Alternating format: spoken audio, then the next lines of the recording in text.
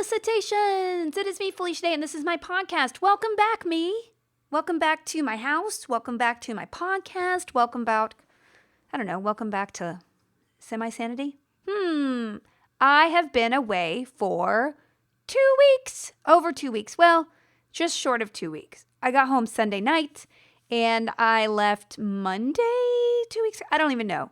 Y'all, I was so crazy during this book tour that I literally did not know where I was, what day it was, what floor I was on in the hotel.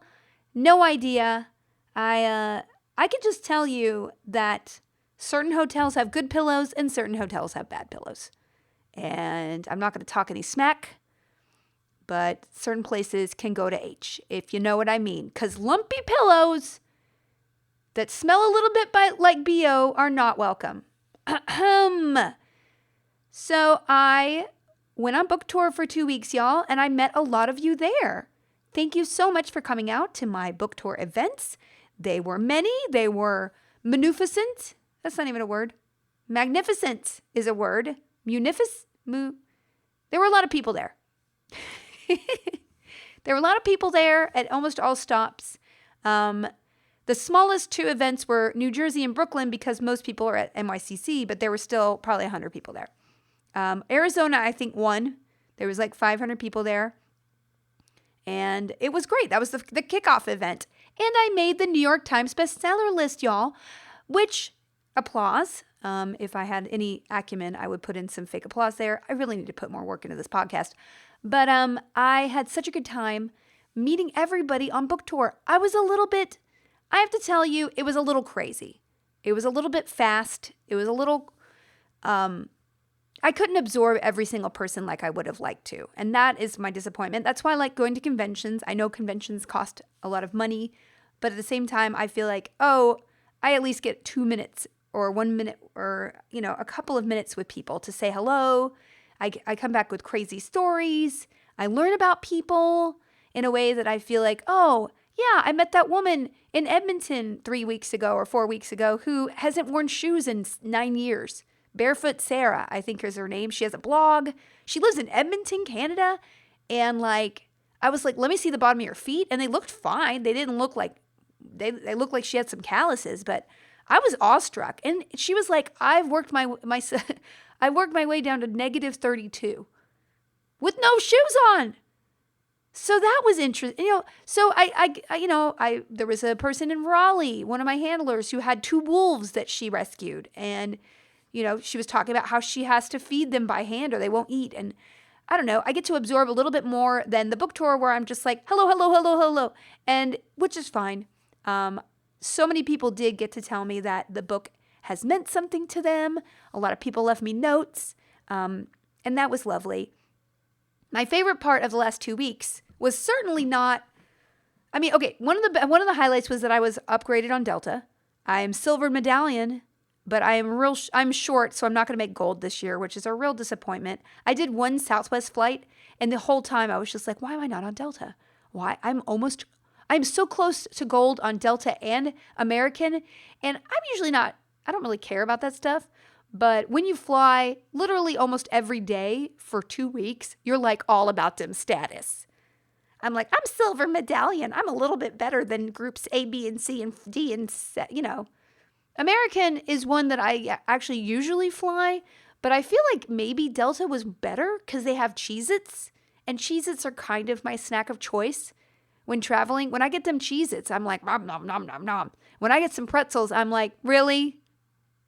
So I was upgraded on 2 flights, actually. I think I was upgraded to Comfort Plus once. So basically, Delta really got my back. I did not get upgrades on anything else. And so I was like, I need to go all in on Delta. I'm like 12,000 qualifying miles away from gold, and I'm not going to fly that much this year for the rest of the year. So I'm kind of disappointed unless I suddenly go to Europe for some reason. Please don't make me go to Europe. I have been traveled out. Here are the things. Okay, 3 things I do not like about traveling. 1, Starbucks oatmeal.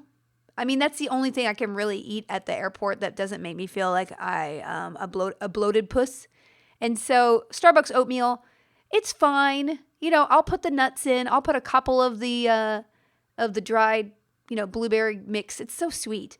But it really does taste like caulk. Like caulk. C-A-U-L-K, everybody. Caulk.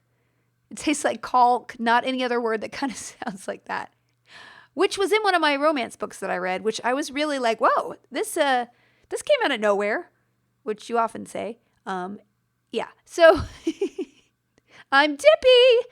It was Archangel's Shadow by Nalini Singh, which was a series of angel romance books that have some graphic naughty bits in them, but I hadn't read them in a while. I think I left off at book 6. So when I saw that a new book was out and it was book 12, I was like, whoa, I've missed a lot. And so I picked up 7 and I read it and I was into it because it's like angels and vampires and alternate world building. It's fun.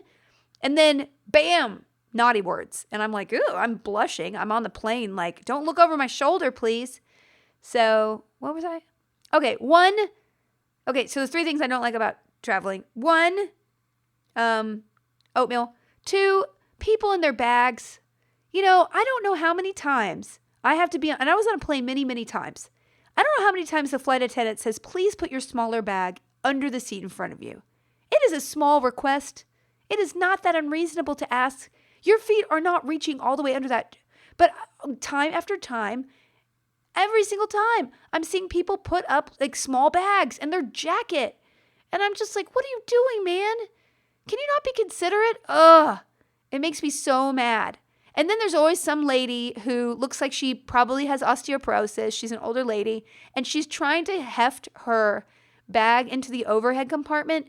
And it honestly looks like everybody's just like, it's head injury time. Like she's literally like heaving it up there and not really wanting to take anybody's help. But yet you think her tiny little wrist is going to snap trying to shove that thing up into the bin. I had way too much time on my hands. The good thing is, though, I used all the time that I was not working to write. So I got quite a bit of writing done on this project that I have due, which I have way more to do. I was so behind on it. So I'm almost to a point where I'm almost caught up to a point where I'm still behind. Does that make any sense? No. I'm still behind. But I made up a lot of ground because I had nothing else to do. I did that. I watched HGTV, which, by the way, flip or flop, I don't know if these are reruns or not, but that couple, they hate each other. Like, they genuinely hate each other. The way she looks at him is with utter contempt. I mean, I do it too. Like, that show, God, I'm really wandery tonight, but I just need to tell you that show is awful. Like, their taste is bad. I don't like anything they do with any house, and yet I can't stop watching it. I really can't. They started using a lot of ceramic tiles, which I put in my house, and I got angry because I put them in years ago. And I'm angry that they're now blanketing the world with their mediocre use of my same ceramic tiles. And like now I'm like flip or flop style. What if somebody comes in and thinks that the flip or flop people did my house? I'm like, hell no. I predated them. I got these tiles because of Barcelona, not because of, these people I don't know their name. I don't know. So that's all I did. And the third bad thing about traveling is just my skin just turned, like if I got a magnifying glass, I could see like the topology of the Grand Canyon on my skin. So like I was that person for a little bit, and I brought some little Evian and sprayed my face, but then it gets on other people. Oops, somebody texted me. So basically, the only thing that saved me was slugging it. Putting that Aquaphor on my skin. And I actually put it on my skin when I was flying. And I got to tell you, it did good. I just had a facial yesterday, and the woman was real picking at my skin. And I don't know what she squeezed out of there, but it was not pleasant. Extraction. She was some kind of Russian demon. That's all I gotta say. A Rukasa. Is that a thing? Yeah. Anyway. So everybody, the book went well. Bestsellers list. I'm so pleased. I have one more signing event that will be this weekend with Will Wheaton in Los Angeles. So I will just be able to drive there and it'll be done. And then I have an acting job that I cannot talk about that starts next week. It'll be going for a while, for several weeks, and it's very exciting. I have a couple of conventions left. Rhode Island, the schedule is looking a little up in the air, y'all. So I don't know if I will be able to make it or I will only be able to be there Saturday. Heads up on that. And I have Louisville after that. So those are, And then I'm done for the year, and I'm going to stop for like several months, and I don't know what I'll be doing next year. I'm kind of wanting to go underground because I want to have new things to talk about in 2020. 2020, that's really going to happen. Why? Why is it going to happen? Nobody wants that to happen. We're all so young and spry, and why does life change? And I'm going to have a 3-year-old? Oh, old boy. Oh. Okay, I'm going to move on from the book tour, but I do want to tell you that I loved meeting every single person. I know there's a little bit of a dead look in my eyes sometimes when I took a picture with you. It's no offense. The Cincinnati and the Chicago, I think, no, the Cincinnati in particular, I was so tired that I think at that point I was just dead inside. So that was hump day kind of. It was like a Wednesday or something. So I got over that and I really got into it. When I got to Seattle, I loved it because I just love Seattle. There was a really long car ride. I don't know how you guys survive up there. It's almost as bad as Los Angeles traffic. I used to have like a second, like Seattle would be my second choice behind Los Angeles and behind Portland.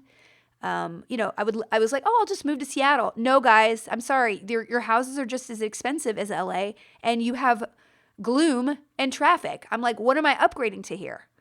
I mean, you do have nice water, but I'm near the water too. It's fine. And we have palm trees.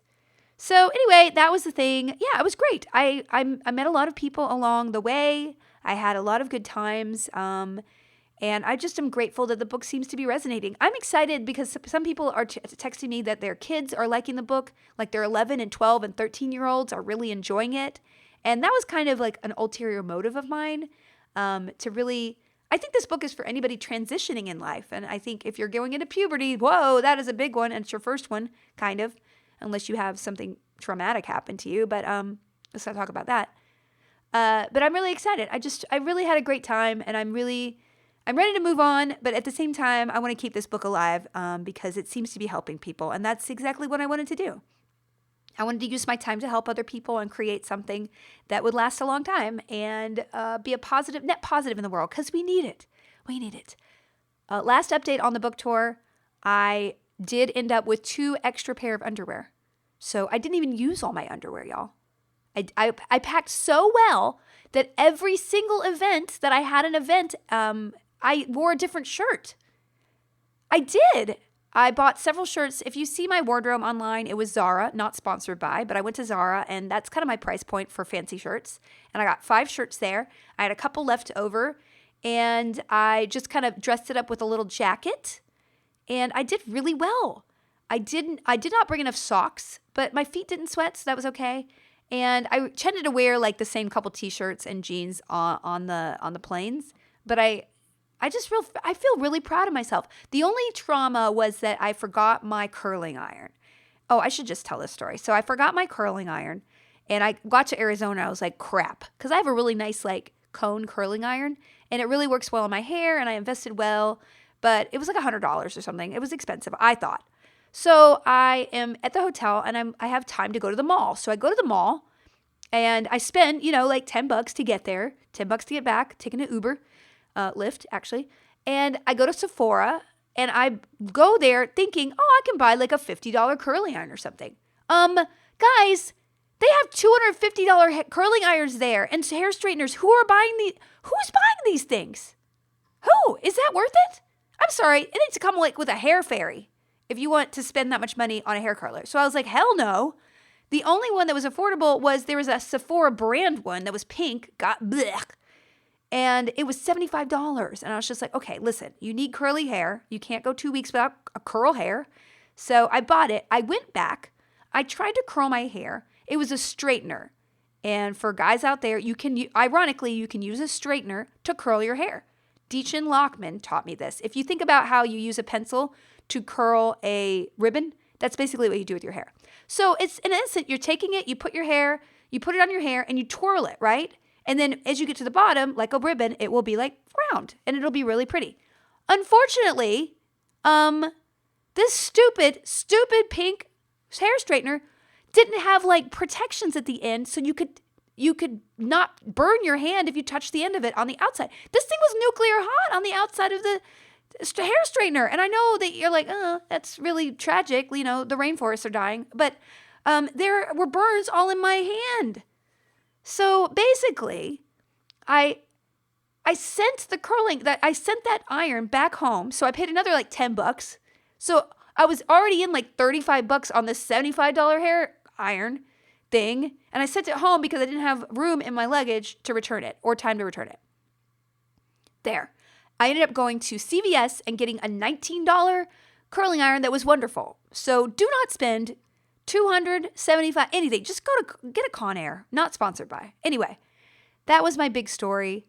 And then like 4 people brought me curling irons along the way. So I ended up giving them to some of the people, and a couple of them donated them to Goodwill. So I do appreciate the efforts, and my hair looked pretty darn good. Sorry about that yawn. I'm just real tired. I actually have gotten less sleep now that I got home than I did, because the first night I had like hormonal issues. I have that thing where my body's like, oh, you're going to be really anxious because you're getting like, your body is messed up. So I think it was also stress. So I couldn't sleep from stress. And then the baby is so excited to see me that she's like, 4 a.m. sounds like a great time to party, mama. Ugh.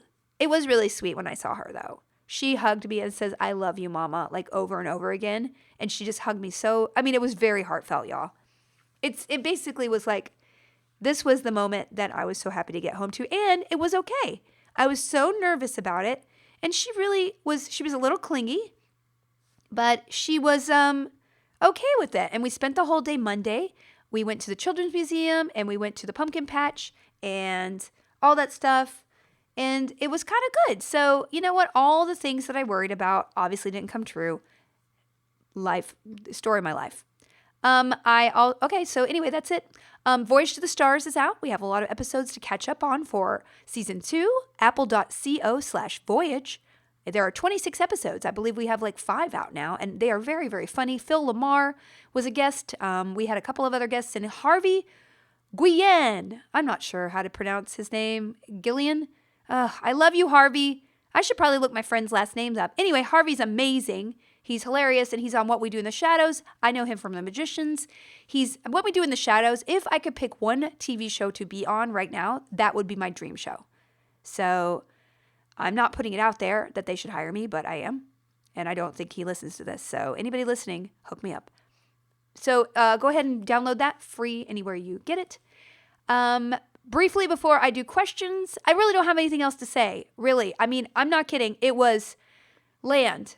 Fly, land, get in a car, go to car to hotel, open the suitcase, unpack things so they won't wrinkle, get ready for the signing, get some dinner, usually some bad dinner.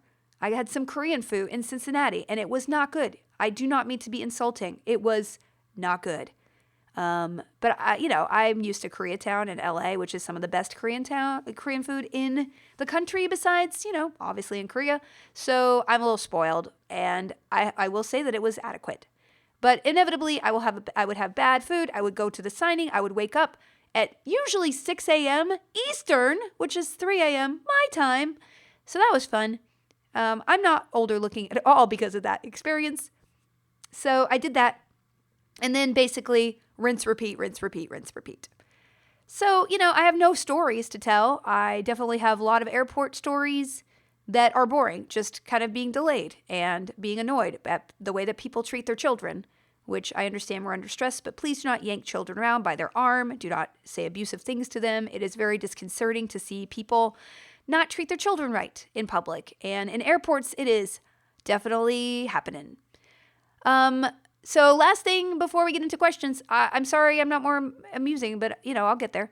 I had some books that I read along the way. I was actually catching up on things that I said that I was going to read earlier, and I did not. Steel Crow Saga by Paul Kruger was excellent. It was described as sort of an Asian, Last Airbender kind of fantasy, which it is, and it is very good. So I would recommend that especially if you like anime, or it was just a really interesting culture and world building, and I really enjoyed it. A Little Hatred by Joe Abercrombie. If you know Joe Abercrombie, this is just more Joe Abercrombie. It's delicious Joe Abercrombie. Everybody is kind of awful. Everyone has fluids coming out of everyone spits. Everything's dirty. No one is trustworthy. It's all cynical terribleness. There are characters that continue in his universe that are here, and it's setting up a trilogy, I assume, that I'm very excited about. A couple of the female characters, especially. He's kind of like a bro-heavy kind of guy, but some of, Best Served Cold, I believe, is one of my favorite books, and he wrote it, and it was a one-off. But he always has one or two characters that kind of continue, and one of the characters from that one is in this one, and I don't know, it's just it's a cool series about transition and technology and labor rights, and also just people getting hacked to death and things like that. So highly recommend Joe Abercrombie if you haven't tried him, especially if you like gritty fantasy. I read a book on the Black Death by John Hatcher, and it's called The Black Death. It's one of, I had read that other book that was about the Black Death that was based on the Canterbury Tales people, which I loved. And this one is another fiction, but it's fictional, but it's not quite fictional. It's a historian who wrote sort of a hybrid fictional book about the Black Plague and how it affected this small town in England. So it's all based on fact, and all the people's names come from like the population rosters and their jobs and things like that. But a lot of the details are the liberty is taken just to paint how life back then was, how everybody operated, and how the Black Death really upended the social strata and hierarchy because so many people died, y'all. That so many people died that the people who were serfs and people who were kind of kept in poverty their whole lives, they were able to demand a little bit more. And that was kind of an interesting dynamic that I didn't know about the Black Death. It's a little bit dry, but it's interesting enough that I would recommend it if you want kind of like a firsthand sort of interpretation of what it would be like to live back then. As I mentioned earlier, I read Archangel's Shadow by Nalini Singh. This is a really great series if you like vaginal romance. Which I do, and I haven't really read very much of it. I met a lot of vaginal fantasy fans along the way of my book tour this year. I mean, this last 2 weeks, and it made me sad for that group to be over. But I will have to dollop a little bit more vaginal fantasy into this podcast a little bit. That'll be my taste. I'd love to have my brother read one of these, but I just don't think he would be clean enough to actually. He could not keep his language clean enough. And I don't want to talk about sex scenes with my brother. That's actually super, super creepy. So no to that. But I do recommend that series. It's very much popcorn, and I don't care. I enjoyed it. Right now, I'm reading a bunch of books that I really want to finish. I'm reading When: The Scientific Secrets of Perfect Timing by Daniel Pink. And this is one of those psychology / business / interesting. It's a very interesting book about statistics and human behavior, and when, how some of us operate in different, times a day. You kind of have to get to know what is the best time for you to be writing. Are you a night owl? Are you a lark? Are you a middle person? Like he kind of goes over. And also just human nature. A lot of the surveys, or a lot of the things he quotes are in that other book, Thinking Fast and Slow, that I read that I loved so much. This is a little more accessible into that kind of information, and also just tells most of us you should never make a big decision, a logical decision in the afternoon, because we all naturally are happiest in the morning and most analytical in the morning, and then later in the afternoon, after lunch especially, everything just dives. After 12 it just like plummets, and then people get a little happier and better judgment in the afternoon. That's why you should never have surgery in the afternoon. I mean, the risks are scientifically much, much higher if you have any kind of operation in the afternoon after 12, because people's judgment is impaired because of our circadian, our rhythmic clocks and just where our brains are at. So I think it's really interesting, although, they say because you have less analytic thinking, maybe doing creative things in the afternoon is good. You kind of have to get to know yourself. I'm only like the several chapters in, but this is a really interesting book, and I'm thinking about the way I work in a different way because of it, which is cool. I'm also reading Magic Triumphs by Ilona Andrews. I actually got that book in Cincinnati because one of them mentioned that the last book in the series, the Kate Daniels series, this is the last one. It's book 10. I'm really sad because this series was my first entree into vaginal fantasy, and it is not graphic in the way that Nalini Singh is. Which is not, Nalini Singh, by the way, is not graphic compared to most romance novels. But Ilona Andrews is more adventure, fantasy, and it's just a really kick-ass series about a woman with a sword, and she falls in love with a shape-shifting lion guy, and it's real grounded. Anyway, I'm in the middle of finishing that. And then my next book will be Sorcerer to the Crown by Zen Cho, because that has been on my Kindle forever, and I'm banishing myself from buying new books until I finish more books in my house and on my Kindle, because I'm like, why are you spending more money? I'm trying to be a responsible person because Christmas is coming. Did I just scare you? It's Christmas. It's not. It's almost Halloween. Stop it, Felicia. Stop it! All right, questions. I don't have that many.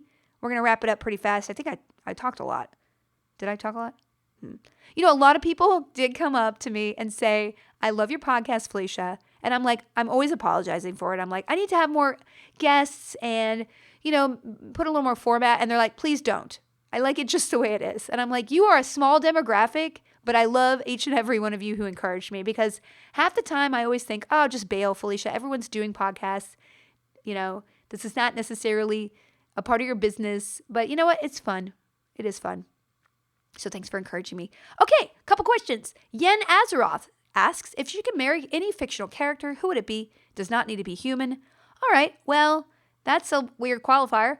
I definitely want to marry a human because, I don't know anything more. I mean, I could have, all right, listen, I could marry my lizard husband from Skyrim, but Scout Mini Marshes. Hey, I still remember his name. I haven't thought about that guy in years, and yet he lives in my heart.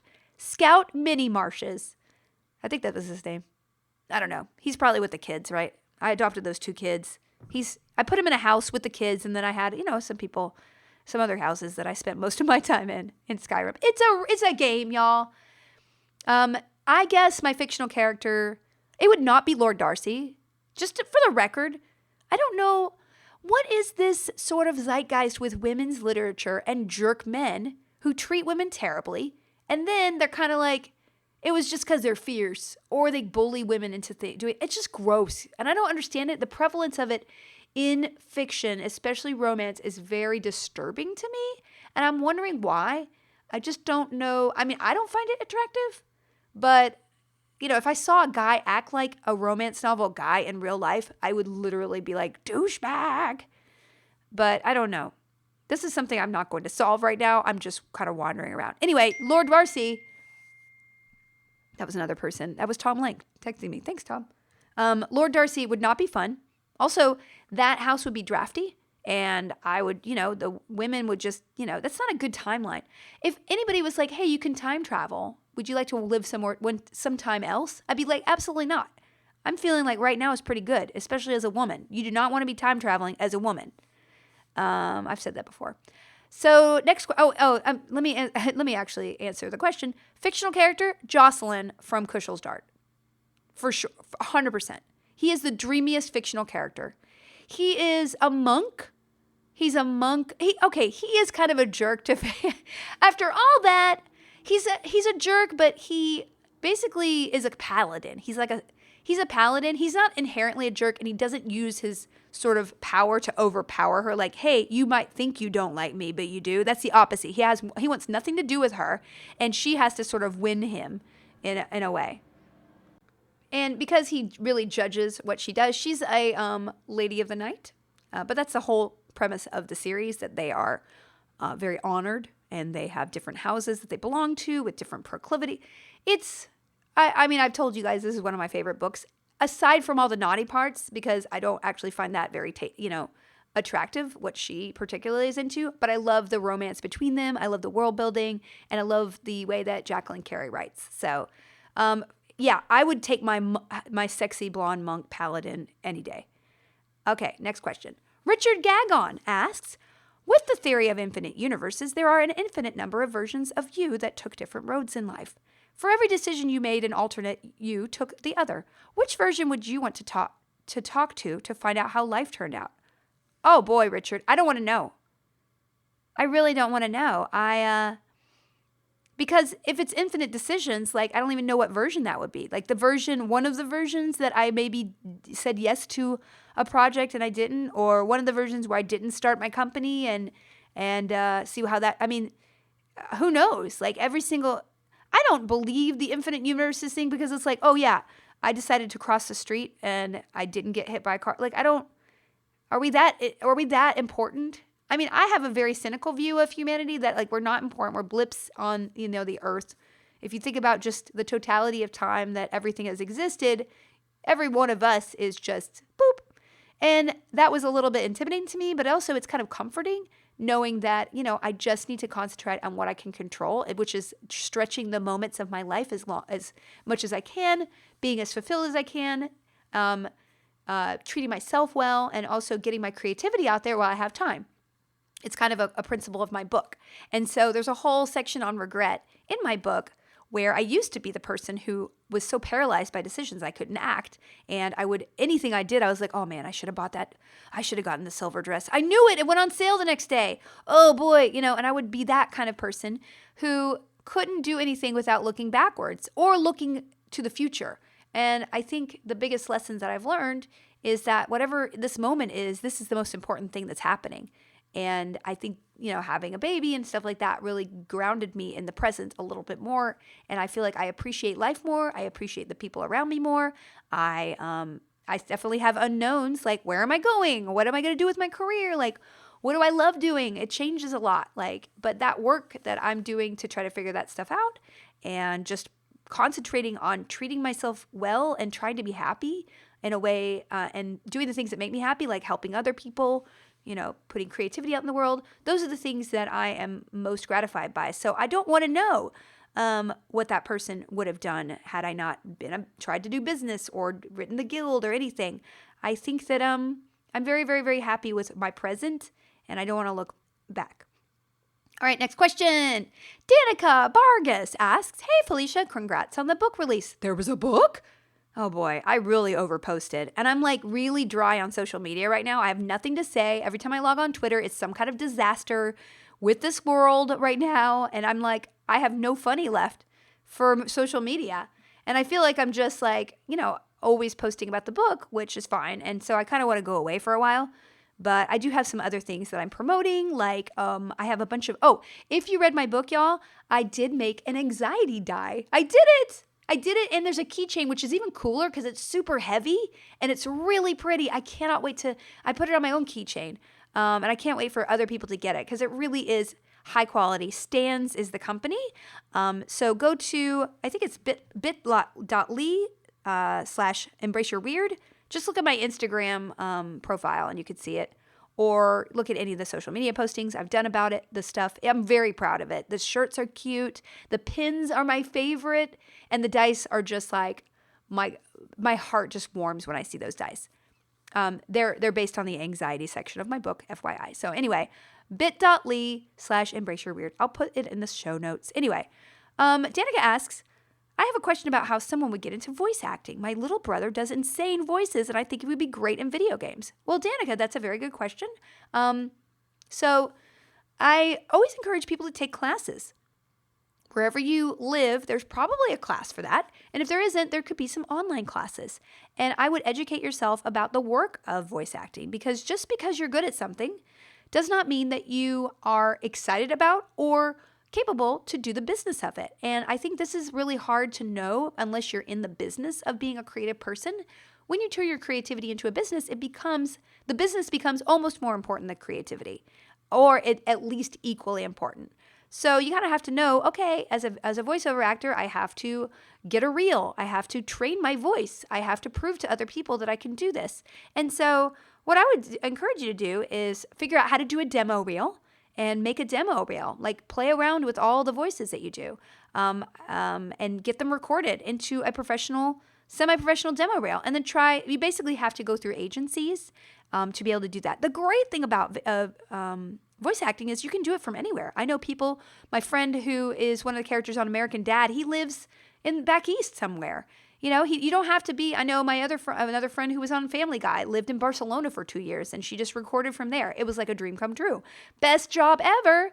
So what I would do is just do a little more research about what you could do locally, what you could do online, get some training, get your demo reel, and then you kind of just have to start knocking on doors. And any way you can practice is awesome. Video game voice acting is particularly a little bit kind of a closed system.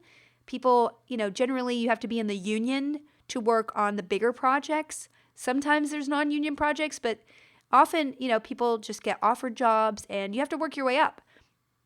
People have been doing it for 10 years, and they just get their first job and things like that. So I think it's awesome. And if that's something that your little brother loves doing, just look a little bit more into it and always look local. Whenever anyone's like, oh, I want to be an actor or director or whatever, great. You can do all of it in your house or near you and practice before you move to a big city where you have a lot of competition with a lot of people who have more experience than you. And it can be discouraging. There's so much you could do. I mean, you could do a whole video, a whole movie on an iPhone in your backyard.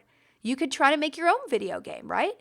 And do some voices. So I'm not saying that's easy at all, but I am saying that whatever you can do to empower yourself to practice, to produce, and to get better, that's what you should focus on. So your little brother sounds awesome, and I hope that he can investigate some of the ways to practice. I know that, the cool thing, I follow Steve Bloom. I follow a lot of voiceover actors from Critical Role and everything, and a lot of them have a coach, and they also still take class. Nobody ran a marathon without doing a little training beforehand, right? So you have to appreciate that it takes a lot of work. I record a voiceover audition every other day probably.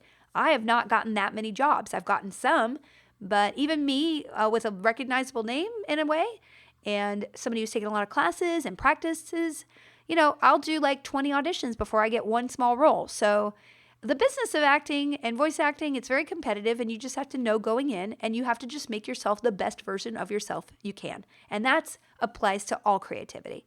Doesn't mean you can't do it for fun at all. I always want to encourage people to do things for fun. You could go and do an improv class, and funny voices, you can play funny characters, sketch comedy, Those are all things you can do to work out and just kind of perfect what you love. Oh, thank you, Danica. All right, last question. If I could have, from Fake Happy Punk, if you could have any mythical creature for a pet, which one would you choose? Ooh.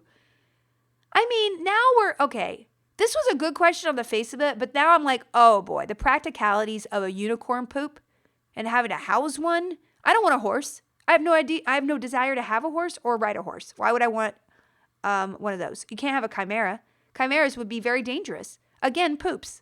Dragons, wonderful. I don't have the real estate for it. Again, poops. So I guess I would want a little tiny fairy. But then, is that slavery? I'm not owning another humanoid. That doesn't sound right. So I would have a fairy roommate? But what if this roommate's terrible and drinks and leaves crap everywhere, literal crap? I mean, a fairy poop would be pretty small. So, okay, that's the least of our worries. Like a rabbit. I would still pick fairy. Because I feel like a fairy would be nice, fun partier, you know what I'm saying? Not a lot of upkeep. Definitely a carry-on item. No offense. Again, it's a person, not an item. I mean, is a fairy sent? That was the problem with that. What was that? That movie that was on Netflix where it was a troll, it was orcs, modern day. It was urban fantasy. Will Smith was in it. Oh boy, I know everyone's screaming the name of it at me. Whatever it was, I watched 5 minutes of it, and then in the opening scene, they were taking small fairies and hitting them and killing them and making a joke of it. And I was like, I'm out. I'm not gonna watch this. These are human-like creatures. You can't just murder them in your front yard because they're annoying. Not cool. Bright. That was the name of it. Bright. Ugh. I usually don't say bad things about things, but that movie was wretched. I fast-forwarded through the rest of it just because I want to see the costumes. They were good. Don't make more of it, though. Anyway, okay, great. Guys, I'm back in town.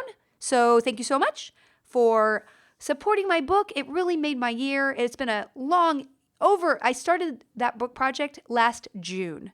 And so I devoted quite a bit of time to it. It's not like I haven't been working on other things, but it was kind of my heart and my soul was in it. And to see that it actually resonates with people means the world to me. So thank you. Voyage to the Stars is up. Go ahead and download those for free. That'll be much more professional than this. And please send your questions with hashtag felicitations to Twitter. Sean Sandaloki will collect them because he's an awesome mod and great. Thank you for everybody on the Discord for coming. I met so many people in my Discord community, discord.gg/Felicia Day. And I will see some of you on Saturday night for a Twitch stream. I'm finally back and I got my streaming PC. I'm going to try to hook it up before I do it. Okay. Twitch.tv/Felicia Day this Saturday. All right. I will talk to all of you later. Bye.